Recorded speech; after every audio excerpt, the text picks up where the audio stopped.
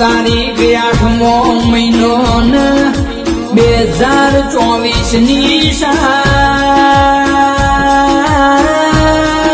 તેરા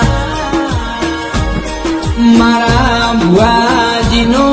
જીવ શિવમાં ભળી જો તારા ભગત રે રે મોમાં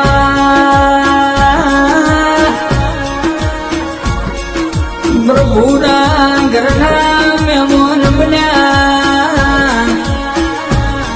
ભગવાનના ઘરના એમને